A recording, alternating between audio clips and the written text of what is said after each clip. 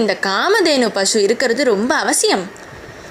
அதுவாக விரும்பித்தான் இங்கே இருக்குது, அதனால் அதை நீ எடுத்துட்டு போகணும்னு நினைக்காத அப்படின்னு வசிஷ்டர் சொல்கிறார். இப்படி வசிஷ்டர் சொன்ன உடனே விஸ்வாமித்திரர் சும்மா இருப்பாரோ? அவர் தான் ராஜாங்கிற பலத்தை காட்டணும்னு என்ன பண்ணுறாராம், நேராக அந்த காமதேனு இருக்கிற இடத்துக்கு அந்த மாட்டுக்கொட்டிலுக்கு போகிறார். தானே அந்த கயிறை அவுத்து அந்த பசுவை பிடிச்சி இழுக்கிறார்.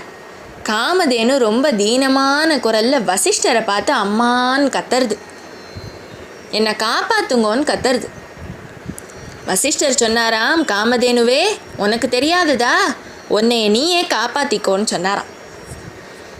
அந்த கட்டளைக்காகவே காத்துட்டு இருந்த மாதிரி இந்த காமதேனுவோட உடம்புலேருந்து பல்லாயிரக்கணக்கான வீரர்கள், பலம் பொருந்தின வீரர்கள் விறுவிறுன்னு வெளிவரா. இந்த விஸ்வாமித்திரருடைய சேனைகளை பூரா அவள் துவம்சம் பண்ணிட்டா.